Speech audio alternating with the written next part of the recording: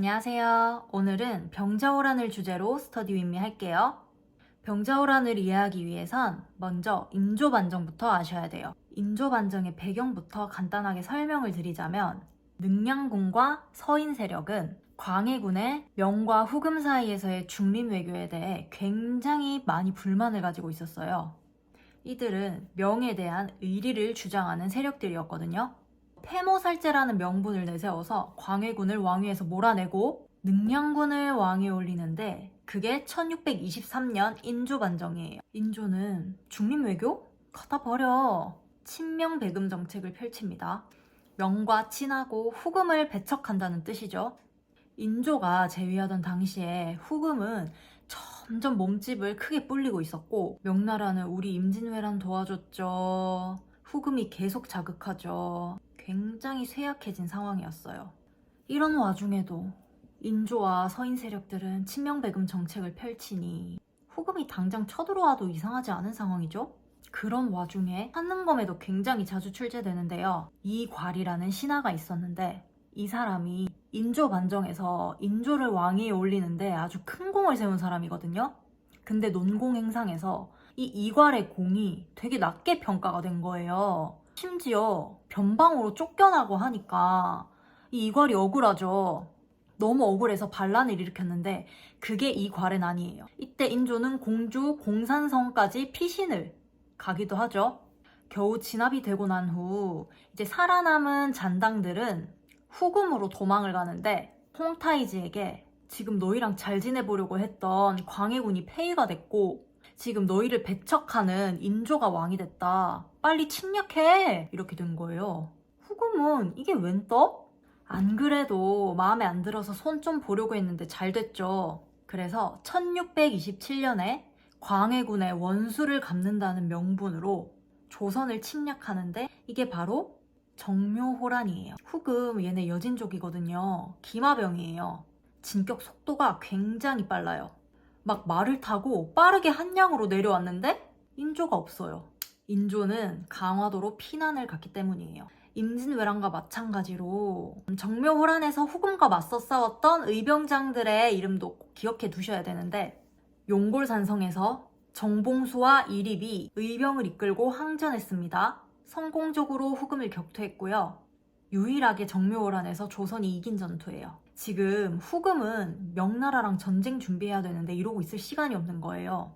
조선한테 너희 더 이상 안 칠 테니까 명나라랑 사이좋게 지내지 말고 우리랑 형제 관계를 맺자고 요구를 합니다. 일단 화친을 맺고 전쟁을 끝내야겠다고 생각한 조선은 그 요구를 받아들이고요. 용골산성, 정봉수, 이립, 인조 강화도 피신, 형제관계 이런 키워드들이 나오면 정묘호란이라는 거 꼭 알아두세요. 하지만 우리 조선 정묘호란으로 두들겨 맞은 게 끝이 아니죠.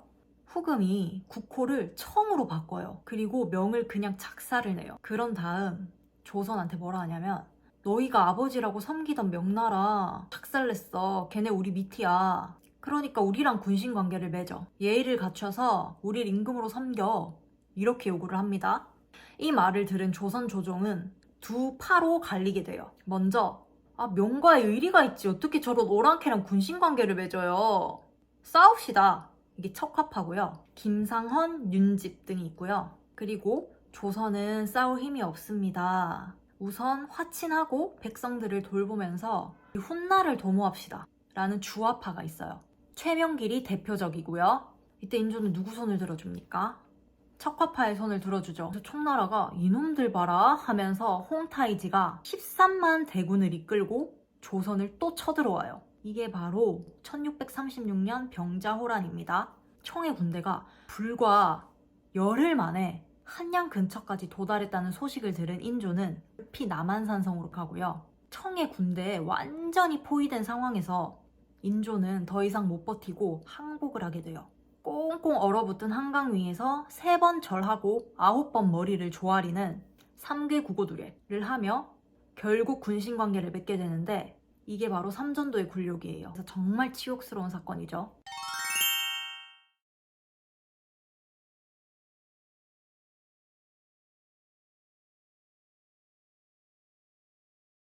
여기까지 정묘오란, 병자오란을 간단하게 정리를 해봤고 바로 문제로 들어갈게요. 71회 22번 가, 나 사이의 시기에 있었던 사실로 옳은 것은 가. 임금이 여러 도에 명을 내렸다. 나라의 운세가 매우 좋지 않아 역적 이괄이 군사를 일으켰는데 이거 이괄의 난 같아요. 여러 장수들이 좌시하여 수도가 함락되고 말았다. 예로부터 반역은 어느 시대나 있었지만 이처럼 극도로 흉악한 역적은 없었다. 종사와 자전을 염려하여 남쪽으로 피란하기로 결정하였다. 남쪽으로 피란, 인조가 공주 공산성으로 피신한 걸 얘기해요. 그러면 가는 이괄의 난이고요. 1624년입니다. 그 다음 나와볼게요. 정명수가 심양에 있는 소현세자의 관소에 와서 용골대의 뜻을 전하기를 세자가 이곳에 들어온 지가 이미 5년이 되었으니 어찌 스스로 먹고 살 길을 마련하지 않는가. 난 딱 보니까 병자호란 이후예요. 병자호란 패배 이후에 이 소현세자가 8년 동안 청나라의 심양에서 인질 생활을 했거든요. 그러면 가와 나 사이의 시기는 병자호란 정도가 되겠네요. 그럼 바로 1번 볼게요. 정문부가 길주에서 의병을 일으켰다. 이거는 저번 시간에 했는데 임진왜란대예요. 임진왜란대고 정문부 하면 북관대첩, 전혀 관련이 없고 가 이전입니다. 2번 삼수병으로 구성된 훈련도감이 설치되었다. 이것도 임진왜란대예요. 포수, 사수, 살수로 구성된 훈련도감이 설치된 건 임진왜란 선조 때고요. 류성룡의 건의로 설치가 됐어요. 그리고 그 류성룡은 임진왜란의 전황을 기록한 징비록을 쓴 사람이고요. 이런 키워드들 잘 기억해 두세요. 그럼 2번도 오답. 3번 영창대군이 사사되고 임목대비가 유폐되었다. 이거는 역사 노베이스 분들은 아마 잘 모르실 거예요. 약간 낯선 선지일 건데 제가 이거 간략하게 설명을 해드리면 일단 3번은 광해군 때예요. 이 3번이 바로 서인들이 내세우는 그 인조 반정의 명분인데요. 줄여서 패모살제라고 하죠. 영창대군은 광해 배다른 형제예요. 임목대비는 영창대군의 어머니이자 선조의 두 번째 왕비고요. 광해는 정실 부인의 아들이 아니라 후궁의 아들이었거든요. 광해가 이미 세자가 된 이후에 영창대군이 태어났는데 정실 부인의 아들이니 적장자죠. 어쩌면 정통성을 위해 세자 자리를 영창대군한테 넘겨줘야 할 수도 있어요. 신하들도 이렇게 세력이 나뉘는데 광해를 지지하는 대북파, 영창대군을 지지하는 소북파 이렇게 나뉘어요. 하지만 영창대군이 3살일 때 선조가 죽어요. 3살이 왕이 될 순 없죠. 그래서 광해가 겨우 왕위에 올랐어요.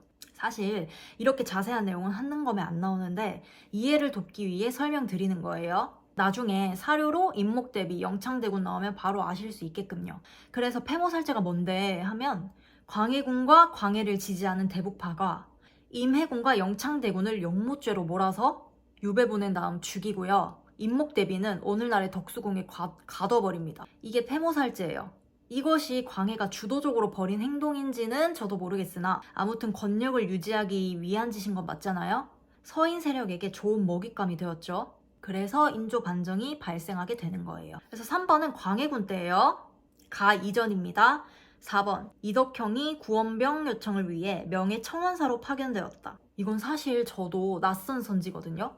얘도 임진왜란 때예요. 임진왜란 때고 명청원사로 건너가서 구원병을 요청해서 그때 명군 참전이 성사가 되는 거예요. 그래서 조명연합군이 만들어진 거고요. 4번처럼 와, 나 진짜 공부 열심히 했는데 처음 보는 선지다 이러면은 보통 정답이 아니에요. 4번 선지는 71회 이후로 안 나오긴 했는데 우선 알아두세요. 이런 게 갑자기 사료로 빠밤하고 등장할 수 있어요. 한능검 특 있잖아요. 낯선 선지 내고 그 다음 회차에 사료로 낸다.